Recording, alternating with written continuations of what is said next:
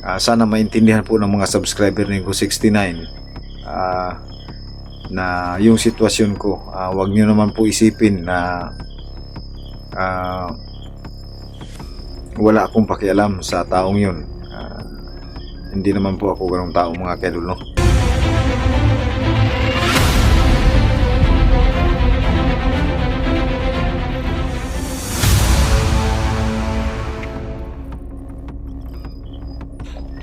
So ayan, welcome back ulit mga idol, no, sa ating channel. Magandang gabi po sa inyong lahat, o anumang oras na mapanood po niyo itong video na to. So isang mapagpalang gabi po sa inyong lahat, mga kaidol, no? Huwag niyong kalimutan, mga kaidol, i-subscribe aking channel, Birdstrike TV, at saka paki-click na rin ng notification bell, mga idol, kung gusto niyo po bang manood pa rin sa aking mga video na may upload. So thank you so much sa patuloy na nagsusuporta po sa akin, no, nanonood sa aking channel. Maraming salamat po. Shout out po tayo, no? Shout out kay Nor Usman Muna Mendoza, at saka kay kay Susan Cadopoy, kay Anorada Mateo, Lorna Villa Gonzalo, shout out, no, kay Cirilando Barito, kay Bilaro family, Anisis family, no, Susan Wincislao, shout out, no, kay Jing Rosales, Erlinda Balatukan, Idol Dina Laganon, Idol Redros, shout out, no, kay Ninit Galvis, ayan, shout out kay Hiya Masaki rin, Jean Bonhorn, Blancy Hawkins, ayan, shout out, no, Saidam Jacob, Ma'am Zerms, shout out, no, shout out kay Tatay Vlog, kay Chuna Unik, Imalin Montilibano, ayan, shout out, no, sa lahat po na nakasubaybay po sa akin. Maraming salamat po, shout out po sa inyong lahat. At saka malaking tulong na pero yung mga kaidol, yung ma-share po ninyo po yung video na to, at saka paki-like na rin po, mga kaidol. So ayan, mga kaidol, panibagong naman, mga kaidol, no, nakapag-live po ako, mga kaidol. Sana mapanood niyo po doon, at sana maintindihan niyo po, mga kaidol, kasi po sunod-sunod na po yung upload ni tungkol po kay kay Go69, no. Sunod-sunod na po yung upload na talagang pinapahirapan po talaga siya. At nakikita ko po, mga kaidol, sa upload niya. So hanggang sa awa lang po muna ako, mga kaidol, no, kasi wala po talaga akong magawa, kasi po dahil po sa na-busy po ako sa trabaho, at saka kailangan ko po talaga, mga kaidol, magtrabaho, kasi wala na po akong masasahod po dito sa YouTube. Kaya pinagtiisan ko lang po yung trabaho ko, mga kaidol, at saka hindi rin ako basta-basta pagpaalam kapag absent sa aking trabaho, baka mapalitan ako pag wala ako, mga kaidol, no? So ayan, iniisip ko, mga kaidol, yung kalagayan ngayon ni 69. So gaya ng sinabi ko sa inyo, sobrang nagpapasalamat po ako sa taong yun, kasi hindi po ako makapasok sa pagbablog kung wala po siya, mga kaidol, at binago niya po yung buhay ko noon sa galing sa bundok, at ako ay talagang ginawa niya ang paraan para mapabago yung pamumuhay ko, mga kaidol, no? So ayan, hindi po akong tipong tao, mga kaidol, na hindi marunong talaga tumingin ng utang na loob. So ayan, sana po, mga kaidol, maraming makarescue. Sana ma-rescue po si Go69, mga kaidol, sa mga ibang hunters, mga malalakas na hunters. Alam niyo naman po.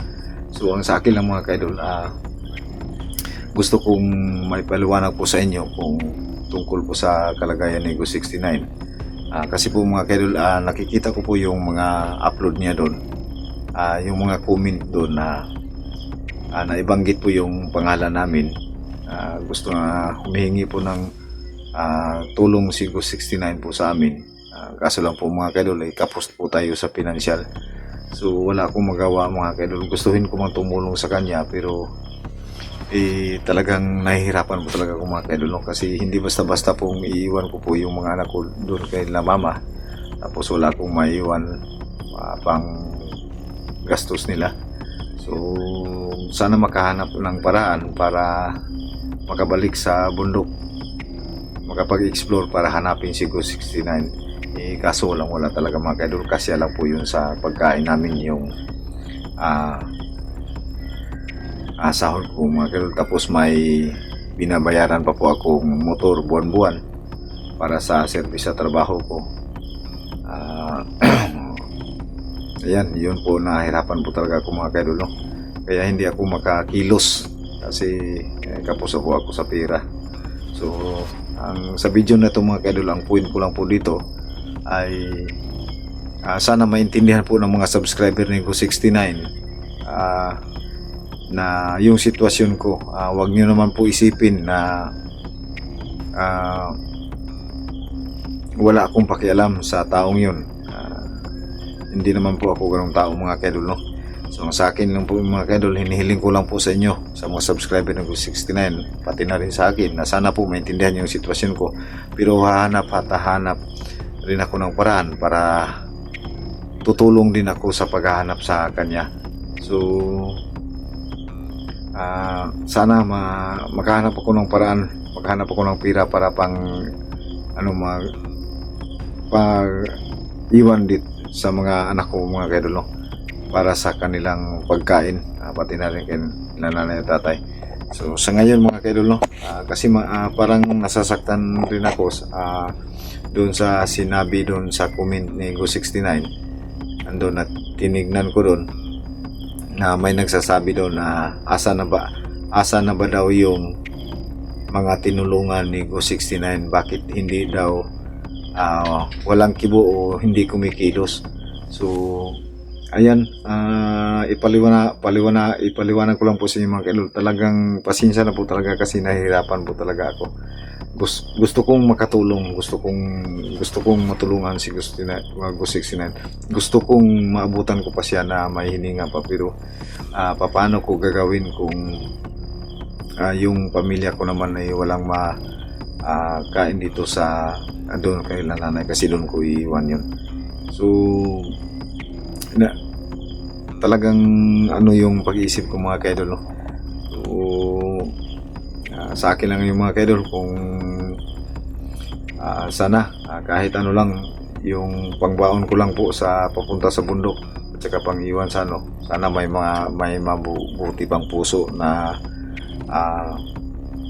makapanood nitong video na to at po sa atin, makapag-sponsor kahit kunti, no? So yun na po ang natin, kung hindi tayo makahanap ng paraan, sana ay makapunta man ako doon, kung meron man na taos pusong magbigay, ay may gamit ko sa aking punta sa bundok. So sa ngayon mga kaidol, no, todo ingat din ako dito sa aking tinitirhan mga kaidol, kasi sa huling upload sa channel ni Ghost 69, nakikita ko po doon na isusunod na daw niya yung pamilya ni Ghost 69. So ayan, hindi rin ako naging kampante sa ngayon mga kaidol, no, sa totoo lang. So yung time check po dito mga kaidol, ayan, anong oras na po dito sa amin, tingnan po natin. So ayan, mag-alas 12:10, alas 12 Gs. So ayan mga kaidol, alas 12 Gs. So ayan, hindi po ako natulog agad mga kaidol kahit pagod sa trabaho, kasi kailangan ko mag-ingat dito. So nung nakita ko yung nailagay doon sa video ni Ghost 69 mga kaidol, isusunod daw yung pamilya niya. So hindi rin ako dapat nagkumpiyansa mga kaidol. Bantay rin ako dito mga kaidol, kasi hindi natin alam yung sitwasyon, o hindi natin alam kung tayo ba ay isusurpresa nilang lulusubin dito. So kailangan makapaghanda tayo mga kaidol, no? Kasi may mga bata dito mga kaidol, yung mga anak ko andun sa loob. So hindi ko na rin ito pinalam sa kapatid ko, kasi bahala na siya kung anong decision niya, kung tutulong ba siya o hindi. So hindi ko na rin siya pipilitin sumama sa akin kung sakali magkapag-work i-explore ako mga kaidol para hanapin yung CQ69. Sana mabutan ko siya. So ayan yung mga tinago kong baril mga kaidol, kasi wala na po talaga akong balak na kasi parang tumahimik na. So tinago ko mga kaidol. So sa ngayon mga kaidol, kailangan ko yung ilabas para magamit ko bilang depensa o makapaghanda kung sakali may dito lulusob. So napaka-delikado mga kaidol yung sitwasyon, kasi hindi mo alam kung kailan sila lulusob o anong oras o So ayan mga kaidol, so kukunin ko lang yan. Ayan, naglagay na rin ako ng katol mga kaidol kasi maraming lamok dito. Ayan marami pong lamok dito mga kaidol. So ayan, hintay ko lang na antukin ako ito mga kaidol. Kailangan ko talagang magmasid dito sa paligid namin kasi yung mga tao dito ayan tulog na po sila. So ayan, ilabas ko po yung baril ko dito mga kaidol. Kukunin ko sa taas na, ilagay ko yung sa karton. Tinago ko ng maayos kasi baka makita ng mga bata. So ayan.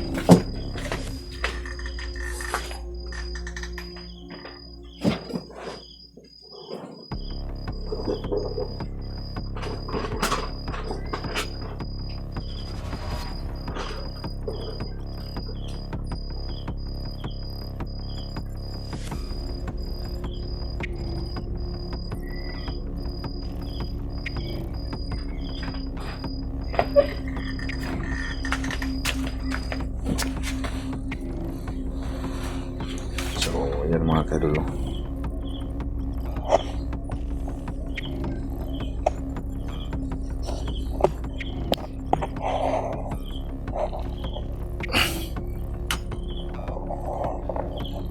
Yung paligid. Yung motor ko na utang mga kaidol.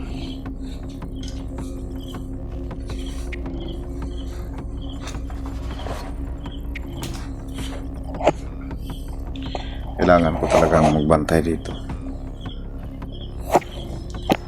So dito yung baril ko mga kaidol. So kailangan palagi tayong handa. So hindi natin alam kung kailan sila bigla tayong lusubin dito.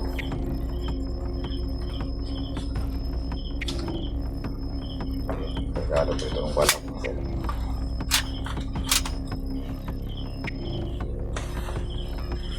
Ilagay ko lang dito sa kailangan mo ng bantay.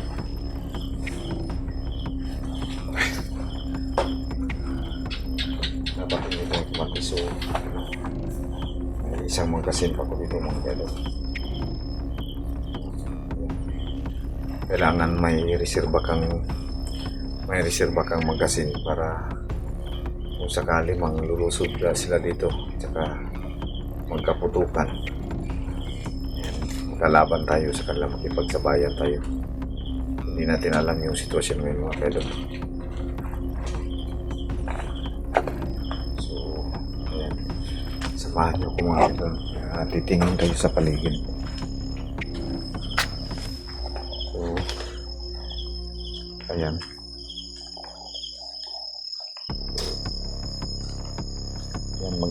alas 12 na dito mga kaidol. 12:15 ang oras po dito. So ayan So hindi talaga ako makatulog mga kaidol sa nangyari ni CQ69. So andun na po yung bahay nila nanay. Ayan po. Yan na po yung bahay nila.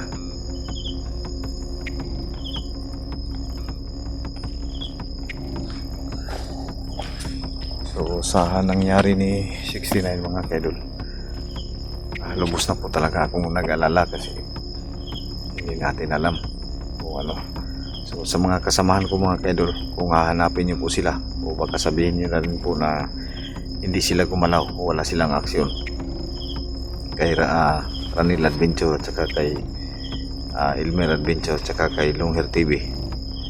So susubukan kong kontakin sila.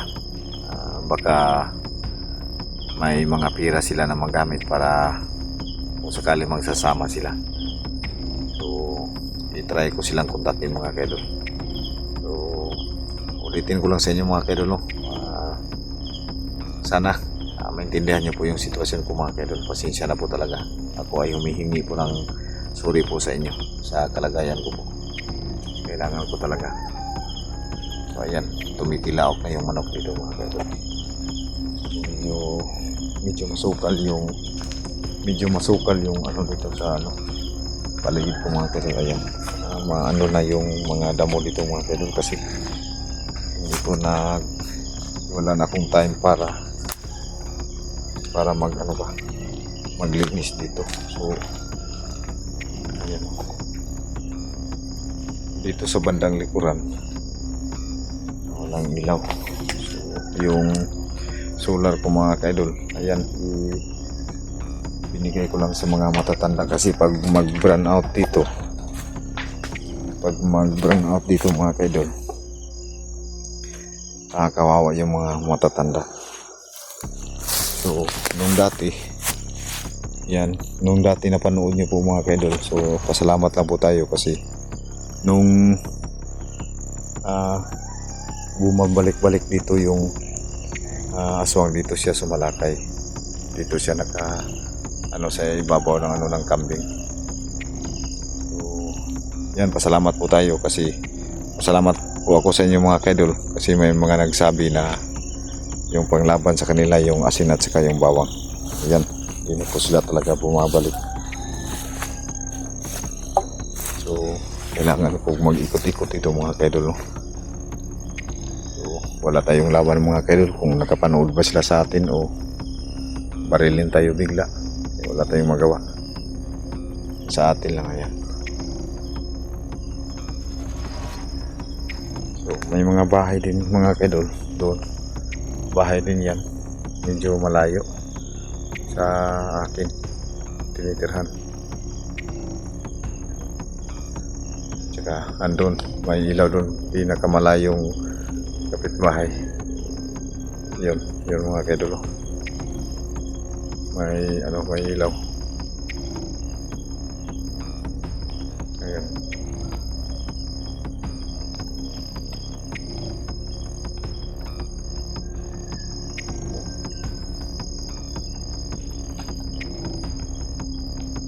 Yan, makahol yung mga aso doon sa kabila.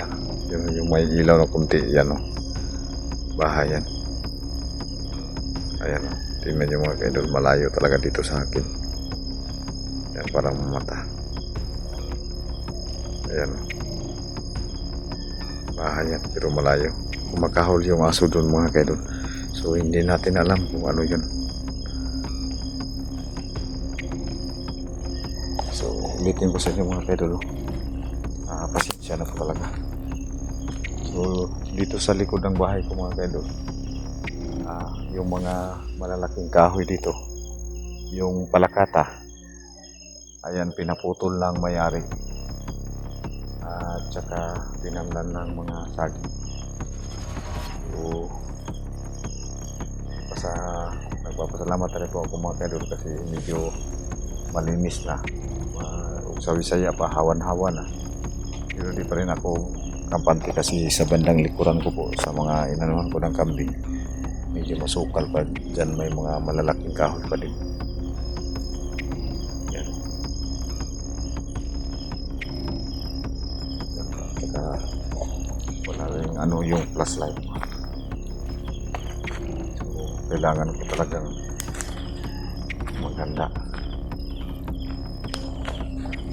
Ulitin ko sa inyo mga kaidol, sana maabutan ng ibang hunter si 69 na buhay pa kung sakali mang hindi ako rescue sa kanya. Pero hahanap talaga ako ng paraan mga kaidol para matulungan si 69. Susubukan ko rin kontakin yung asawa niya kung matawagan ko. kasi kailangan kong sabihin sa kanya na mag-ingat siya kasi baka sila yung baka kami yung susunod na target kasi nakalagay doon isusunod daw yung pamilya ni 69. So ayan, may anak pa naman si 69, maliit pa yung si Mikay. So medyo tahimik na talaga yung paligid dito mga kaidol, kaya magbabantay pa rin ako dito hanggat kaya ko po. Hindi rin ako dapat magkampante. So ayan na po mga kaidol, no? Maraming salamat po sa inyong walang sawang suporta. So abangan nyo na po mga kaidol yung susunod kong may upload para magiging updated po kayo mga kaidol. Tsaka huwag niyong kalimutan i-like and share mga kaidol yung video na ito mga kaidol, no? Para makita po ng ibang hunters na maalarma po sila. So susubukan kong kontakin si Ranil Adventure, si Amy, sa kanyang so si Amy si Elmer Adventure mga kaidol,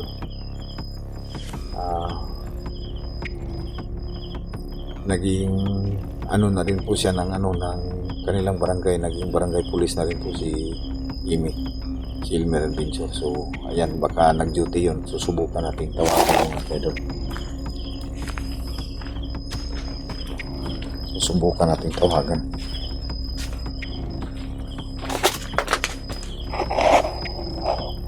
Tawagan natin mga kaidol.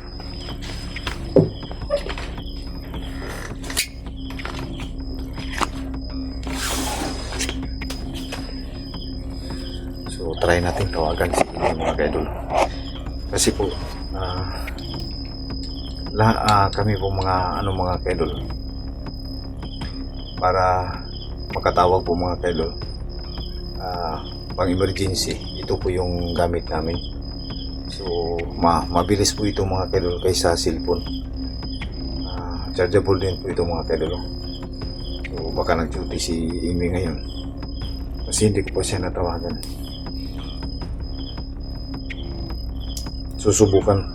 Susubukan natin mga kaidol na tawagan.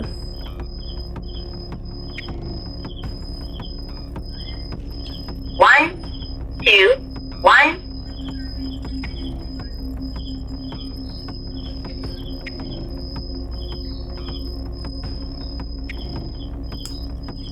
Hello, me. This is Bird Strike TV. Copy.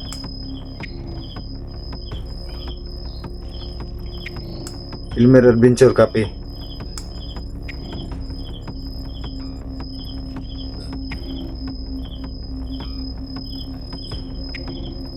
Elmer Adventure, naririnig mo ba ako? Elmer Adventure.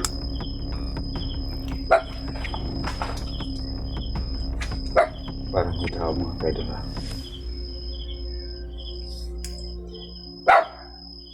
Elmer Adventure, copy.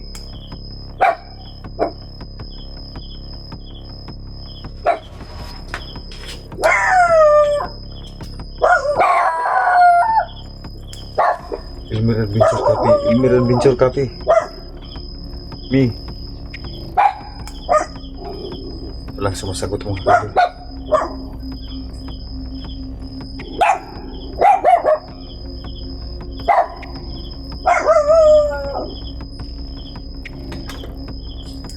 Elmer Adventure, copy.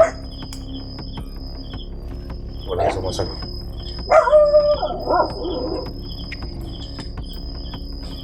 Parang may tao mga kaidol. Kumahulakas.